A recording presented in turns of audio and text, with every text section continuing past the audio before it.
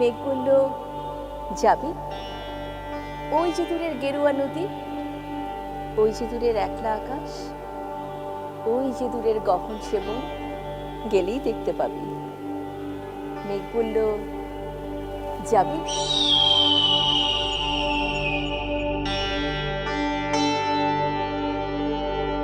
যান্ত্রিক এই শহরে মেঘ দেখা আসলে খুবই কষ্টের একটা কাজ, কিন্তু আমার মনে হয় কি, যাদের মনের মধ্যে মেঘ জমে থাকে তারা প্রতিদিন মেঘ দেখে একবার। তো যখন মেঘ আকাশেও দেখা যায় আর মনের মেঘের সাথে সেটা সাদৃশ্য হয়, তখন সেটা মানে খুব সহজেই উপভোগ্য হয়।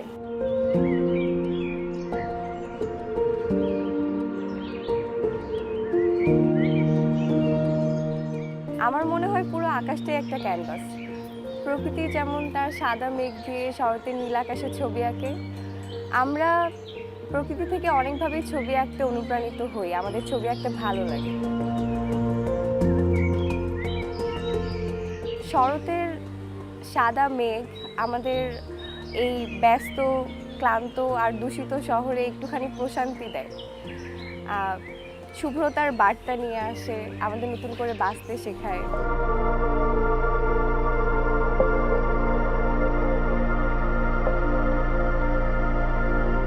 তা আমার কাছে মনে হয় যে মেঘ যেভাবেই আপনি উপলব্ধি করেন না কেন, আপনার মনকে আসলে ছুঁয়ে যাবে।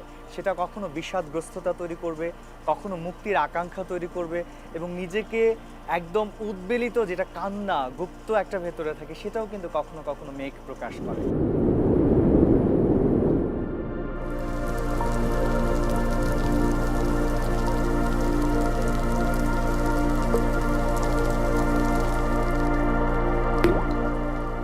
এই যে আকাশের যেরকম রং বদলায়, মানুষের মনও কিন্তু ঠিক সেভাবেই রং বদলায়। কেননা আমাদের মনেও কিন্তু দেখা যায় যে কখনো কষ্ট পাই আমরা, কখনো আমাদের হাসি পাই, ঠিক তেমন কিন্তু মনের সঙ্গে মিল রেখে কিন্তু আমাদের জীবনটাও সেভাবে পরিচালিত হয়।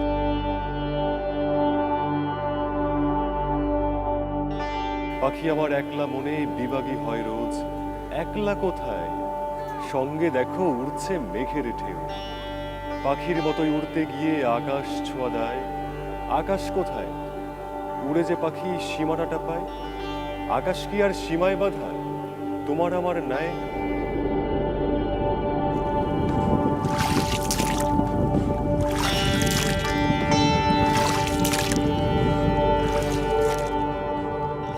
সন্ধ্যার আগ মুহূর্তেও যেন একটা অপূর্ব একটা সৌন্দর্য সৃষ্টি করে এই শরৎকালে। আমরা কিন্তু অন্যান্য মাসে এটা দেখতে পাই না। তো এই শরৎকালটা আসলে কবি মনে আমার খুবই ভালো লাগে, যে এই বৃষ্টি আসছে গাছের পাতাকে যেমন ধুয়ে দিচ্ছে, সেই সাথে মনে হয় যে আমার মনটাকে আমাকেও ধুয়ে দিচ্ছে।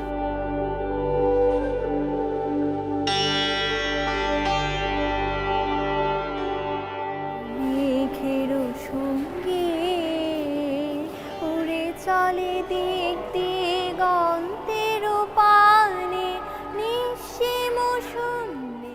নিজের অজান্তেই মেঘের দিকে তাকাই, তখনই মনের মধ্যে গানের সৃষ্টি হয়, নতুন নতুন সুর আসে, নতুন নতুন গান সৃষ্টি হয়।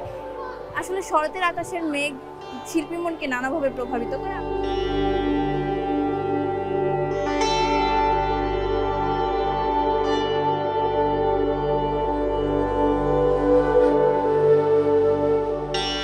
বাংলার প্রকৃতিতে বর্ষা থেকে হেমন্ত হয়ে শীতে পদার্পণের যে উৎসব ঋতুচক্রে, তাকেই বলা হয় শরৎ।